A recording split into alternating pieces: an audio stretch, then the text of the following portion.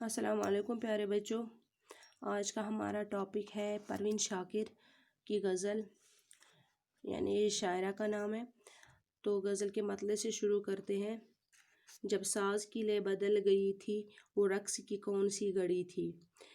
غزل کے مطلب میں شاعرہ زندگی کے کسی اہم موڑ کا تذکرہ کرتے ہوئے فرماتی ہے کہ زندگی مستی اور خوشی اور سرور میں گزر رہی تھی کہ اچانک ایسا موڑ آ گیا کہ یہاں ساز کی لے ہی بدل گئی۔ ساز کی لے بدل جانا یعنی زندگی کا نقشہ ہی بدل گیا، زندگی کی کایا ہی پلٹ گئی، اور پھر وہ سرور مستی خوشی بھری زندگی ایسی ڈگمگائی، پھر پٹری پہ نہ آ سکی، یعنی پھر سنبھل نہ سکی۔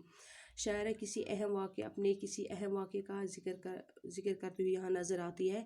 یہاں جیسے ایسے لگتا ہے کہ شاعرہ کی جو امنگیں اور خواہشات ہیں وہ بالکل پوری نہ ہو سکی، وہ اپنی ان سے رخصت ہوئی، جو ان کی خوشیاں، جو ان کے خواہشات ہیں وہ ان سے رخصت ہوئی ہے۔ اس طرح کا ذکر انہوں نے اس شعر میں کیا ہے۔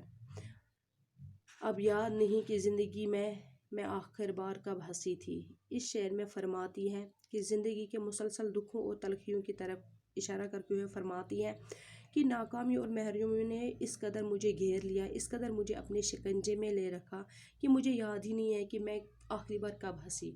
گویا کہ ان دکھوں نے مجھے ہنسنا بھی بھلا دیا۔ جب کچھ بھی نہ تھا یہاں پہ ماقبل، دنیا کس چیز سے بنی تھی۔ اس شعر میں شاعرہ سوالیہ انداز میں فرماتی ہے کہ پہلے اس کائنات میں کچھ نہیں تھا، کائنات بالکل خالی تھی، کچھ بھی نہیں تھا اس کائنات میں، اس دنیا میں، تو پھر یہ دنیا کیسے وجود میں آ گئی، یہ کائنات کیسے وجود میں آ گئی۔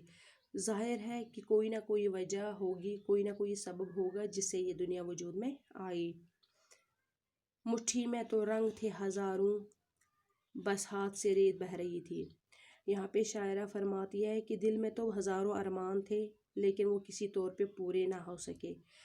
کچھ چاہا کچھ اور میں نے اور ملا کچھ اور۔ مٹھی میں رنگوں کے ہونے سے مراد بہت سے ارمان دل میں لیے ہونا، اور ہاتھ سے ریت بہہ جانا، زندگی بے رنگ بے ڈنگ اور بے فیض گزر جانا۔ چنانچہ شاعرہ اپنی من چاہی زندگی نہ گزار سکی، جو وہ چاہتی تھی وہ اسے نہ مل سکا، جو چاہتی تھی اسے اس کے برعکس ملا، جو وہ چاہتی تھی وہ نہیں ملا، اس کے برعکس، اس کے برخلاف ہی ملا۔ ہے عکس تو آئینہ کہاں ہے، تمثیل یہ کس جہاں کی تھی۔ یہاں پہ شاعرہ فرماتی ہے، اس شعر میں شاعرہ فرماتی ہے عکس تو آئینہ کہاں ہے، تمثیل یہ کس جہاں کی تھی۔ یعنی کہ جب بھی ہم دیکھتے تھے کہ ہمارے آئینے میں جب ہے عکس تو آئینہ کہاں ہے، عکس تو ہے، سایہ تو ہے، لیکن آئینہ نہیں ہے جس میں اپنے عکس کو دیکھا جا سکے، تمثیل یہ کس جہاں کی ہے، اور جو یہ تمثیل ہے شکل یہ کس جہاں کی ہے، یہ کس جہاں سے آئی ہے۔ بس عکس تو ہے، عکس تو آئینہ کہاں ہے، عکس ہے لیکن آئینہ کہاں ہے جس میں عکس کو دیکھا جا سکے، عکس ہی ہے آئینہ نہیں ہے۔ تمثیل یہ کس جہاں کی ہے، اور یہ بناوٹ جو ہے تمثیل یہ کس جہاں کی ہے، کس جہاں سے یہ عکس آیا ہے جس کا آئینہ آگے نہیں ہے۔ ہم کس کی زبان بولتے ہیں اگر ذہن میں بات دوسری تھی۔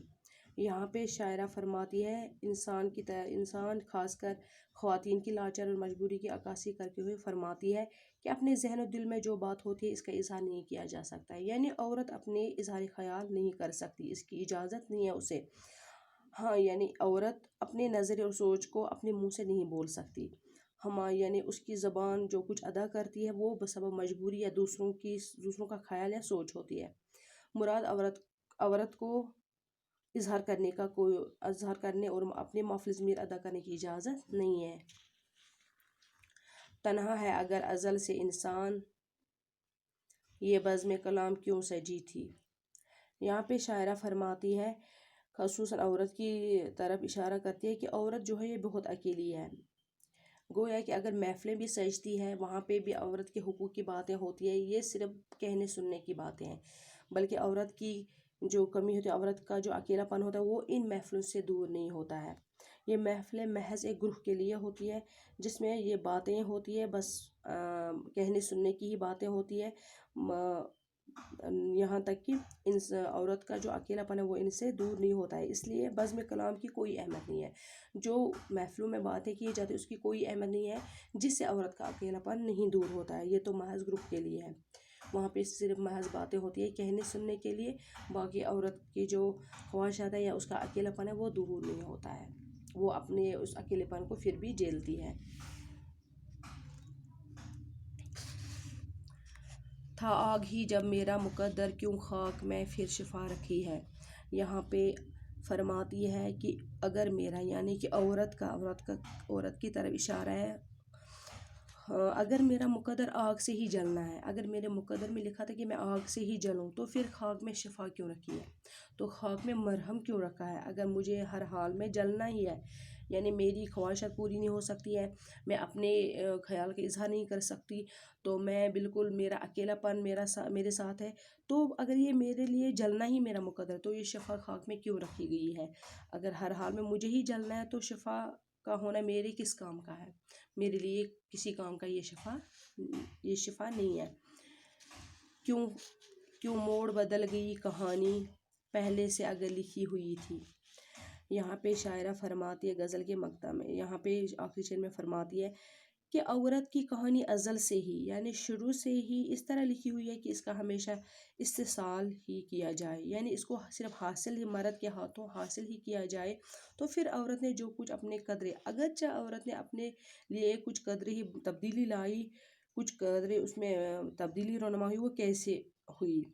کیونکہ اگر اس کے مقدر میں یہی لکھا ہے کہ وہ اسے مرد حاصل ہی کرے، تو پھر اس نے اپنے آپ میں تبدیلی کیوں لائی؟ اگر کیونکہ مقدر کا لکھا ہوا تو نہیں بدل جا سکتا۔ اس بات سے یہ صاف ظاہر ہے کہ عورت کا صدیوں سے مرد کے ہاتھوں استحصال کیا گیا ہے، یعنی اسے صرف مرد کے ہاتھوں حاصل ہی کیا گیا ہے، نہ کہ یہ اس کا مقدر ہے، یہ اس کا مقدر نہیں ہے۔ اگر وہ اس کا مقدر ہوتا تو وہ پھر اپنی حالت میں تبدیلی نہیں لا سکتی۔ عورت نے اپنے حقوق پہچانے اور اپنے استحصال کے خلاف آواز اٹھائی، جس سے اس کی حالات میں قدرے بہتری آ گئی۔ گویا یہ کہنا عورت کا مقدر ہی ایسا تھا کہ اس کا استحصال کیا جائے، اسے صرف غلام ہی بنایا جائے، اس کو صرف حاصل ہی کیا جائے، یہ صرف غلط نقطۂ نظر ہے، یہ غلط بات ہے، یہ صحیح نقطۂ نظر نہیں ہے۔ تو یہ ہماری پہلی غزل ہے، دوسری غزل کے ساتھ پھر حاضر ہوں گے، تب تک کے لیے فی امان اللہ۔